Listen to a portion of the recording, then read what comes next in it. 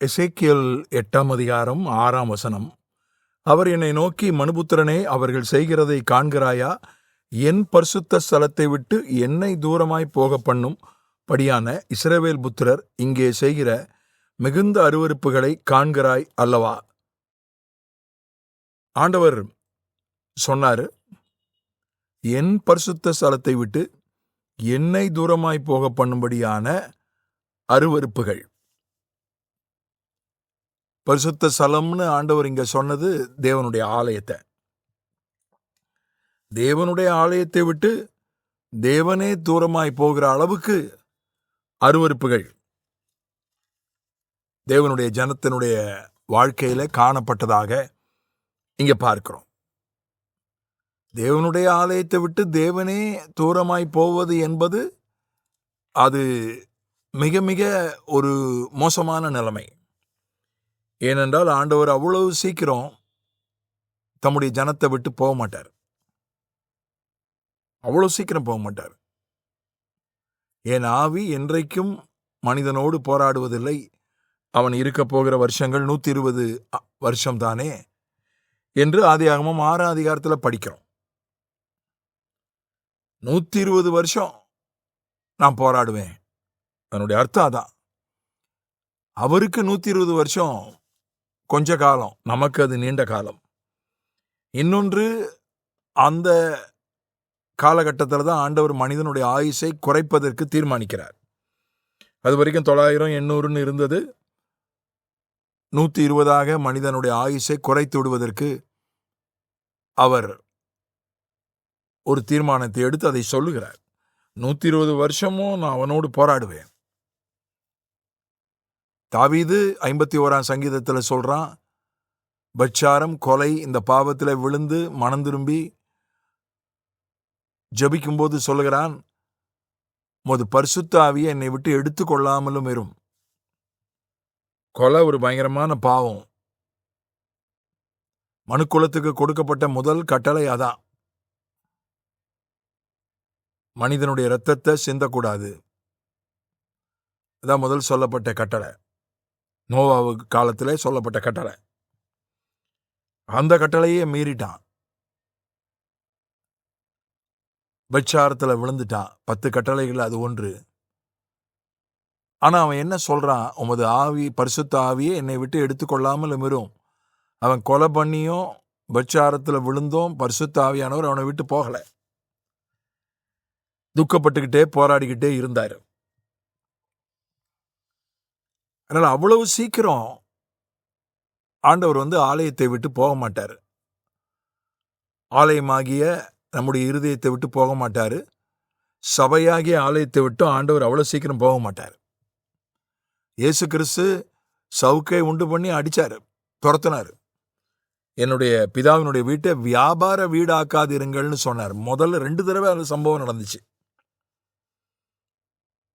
முதல்ல சொன்னாரு ஆரம்ப கட்டத்துல, ஊழியத்தினுடைய ஆரம்பத்துல ஒரு முறை தேவ ஆலயத்தை ஒழுங்குபடுத்தினாரு. அப்ப சொன்னாரு, என்னுடைய பிதாவினுடைய வீட்டை வியாபார வீடாக்காதிருங்கள்னு சொன்னார். அப்புறம் குருத்தோலை ஞாயிறு அன்னைக்கு ஒரு நாள் அது முடிஞ்சு ஆலயத்துக்குள்ள ஆலயத்தை மறுபடியும் ஒழுங்குபடுத்தினாரு. அப்ப சொன்னாரு, என்னுடைய பிதாவினுடைய வீட்டை நீங்கள் கள்ளர் குகையாக்கினீர்கள் என்று சொன்னார். ஆலயத்துக்குள்ள வியாபாரம் நடந்த போதும் ஆண்டவர் சாட்டை எடுத்து ஒழுங்குபடுத்தினாரே தவிர ஆலயத்தை விட்டு தூரமா போகல. ஆலயம் கள்ளர் குகையாய் மாறின போதும் கூட ஆலயத்தை ஒழுங்குபடுத்தினாரே தவிர ஆலயத்தை விட்டு போகல. ஆனா ஏதோ ஒரு அருவருப்பான ஒன்றை செய்ததனால ஆண்டவர் ஆலயத்தை விட்டு நான் தூரமாய் போகிறேன் என்று இங்க இந்த இடத்துல சொல்கிறார். ஆலயத்துல விக்கிரகம் வைக்கப்படல. வேதத்திலே சொல்லப்பட்டிருக்கிற முதல் அருவருப்பு விக்கிரகம் தான். விக்கிரகம் வைக்கப்படல. தேவனுடைய ஆலயத்தில் ஒரே ஒரு சந்தர்ப்பத்தில் தான், பைபிளில் அது இல்லை, ஆனால் சரித்திரத்தில் அது இருக்கிறது. பழைய ஏற்பாட்டுக்கும் புதிய ஏற்பாட்டுக்கும் இடைப்பட்ட அந்த காலத்தில், கிரேக்கர் காலத்தில், ஆன்டியோக்கஸ் 4வது ஆன்டியோக்கஸ் என்கிற எபிஃபானஸ், இன்னொரு பேர் எபிஃபானஸ்,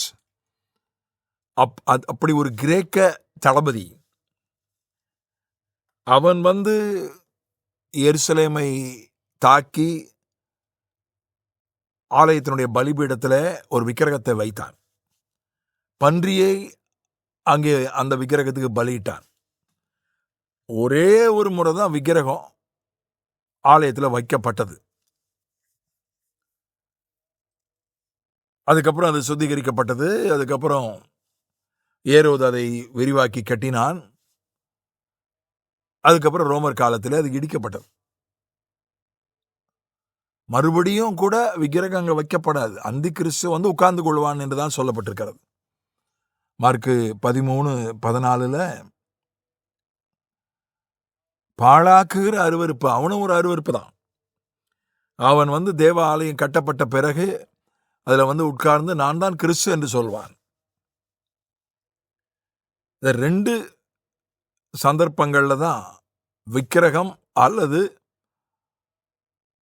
வேறு தெய்வம் என்று சொல்லக்கூடிய காரியங்கள் தேவ ஆலயத்தில் ஒரு முறை நடந்து முடிஞ்சிடுச்சு சரித்திரத்தில். இன்னொரு முறை வேத தீர்க்க தரிசனத்தின்படி அது நடக்க போகிறது. அந்த எசேக்கியேல் காலத்தில் ஆலயத்துக்குள்ள விக்கிரக ஆராதனை நடக்கலை. இதில் சொல்லப்பட்டிருப்பதெல்லாம் ஒரு நிழலாட்டமான ஓமானம் தான். ஏதோ ஒரு அருவருப்பு, விக்கிரக ஆராதனை அருவருப்பு தான். அருவருப்புகள்னு சொல்லப்பட்டிருக்கு, ஒன்றுக்கு மேற்பட்ட அருவருப்புகள். நீதிமொழிகள் 6ஆம் அதிகாரத்தில் 16-19 வரை உள்ள வசனத்தில் 7 அருவருப்புகளின் பட்டியல் சொல்லப்பட்டிருக்கிறது. ஆண்டவர் 7 காரியங்களை அருவருக்கிறார். 16, 17, 18 மேட்டிமையான கண், பொய் நாவு, குற்றமற்றவர்களுடைய இரத்தம் சிந்தும் கை, துர் ஆலோசனையை பிணைக்கும் இருதயம், தீங்கு செய்வதற்கு விரைந்து ஓடும் கால், அபத்தம் பேசும் பொய் சாட்சி, சகோதரருக்குள்ளே விரோதத்தை உண்டு பண்ணுதல். அதுல சகோதரருக்குள்ளே விரோதத்தை உண்டு பண்ணுதல் அது ஒரு அருவருப்பான காரியம். 2 சகோதரருக்கு நடுவில் விரோதம் இருந்தாலும் அந்த விரோதத்தை மாற்றுவதற்கு தான் முயற்சி பண்ண தவிர அந்த விரோதத்தில் எண்ணெய் ஊற்றக்கூடாது. அல்லது நல்ல அன்போடு இருக்கிற 2 சகோதரர்கள் நடுவில் விரோதத்தை உண்டு பண்ணுவதற்கு முயற்சி பண்ணக்கூடாது. சில பிரசங்கியார்கள் அப்படி சொல்லிடுறாங்க. சில ஊழியக்காரங்க, உனக்கு உங்க மாமியார் தான் செய்வன வச்சான்னு சொல்லிடுறாங்க. ஒரு ஊழியக்காரரு ஒரு வீட்டுக்கு போயிருக்கிறாரு. இந்த குடும்பத்தில் பல பிரச்சனை. அவர் என்ன சொல்லிட்டாரு, உன் கணவருடைய அண்ணன் தான் உன் குடும்பத்துக்கு செய்வன வைக்கிறாருன்னு சொல்லிட்டாரு. அவர் சொல்லி 30-35 வருஷம் ஆயிடுச்சு. இன்னும் அந்த குடும்பத்தினுடைய தலைவி அதைத்தான் நம்பிட்டு இருக்காங்க. தடுக்கி விழுந்தா கூட பிள்ளைகளிடத்துல சொல்றாங்க, உங்க பெரியப்பா தான் செய்வன வச்சுட்டாருன்னு சொல்றாங்க. தன்னுடைய கணவர் தன்னுடைய அண்ணனோட பேசினா அந்த அம்மாவுக்கு பயமா இருக்கு. அந்த அளவுக்கு தீர்க்கதரிசி என்று தன்னை அழைத்துக் கொள்கிற ஒரு தீர்க்கதரிசி 2 சகோதரர்களுக்கு நடுவில் அவன் சமாதானத்தை உண்டாக்கணும். அவன் தான் தீர்க்கதரிசி. இந்த மாதிரி எதையாவது சொல்லி விரோதத்தை உண்டு பண்ணிடுறது, 2 பேருக்கு நடுவில் விரோதத்தை உண்டு பண்ணுவது கர்த்தருக்கு அருவருப்பானது என்று சொல்லப்பட்டிருக்கிறது. அதை ஒருபோதும் செய்யவே கூடாது. முடிஞ்சா 2 பேருக்கு நடுவில் இருக்கிற விரோதத்தை அகற்றி அன்பை கொண்டு வருவதற்கு, சமாதானத்தை கொண்டு வருவதற்கு முயற்சி பண்ண வேண்டும். இஸ்ரேலும் தீவிரவாத இயக்கம் ஒன்று லெபனானிலே செயல்படுகிற, ஈரானால் ஆதரிக்கப்படுகிற தீவிரவாத இயக்கமும் 2 பேரும் இப்போ ஒரு ஒப்பந்தம் பண்ணி கொண்டார்கள். போர் நிறுத்த ஒப்பந்தம்.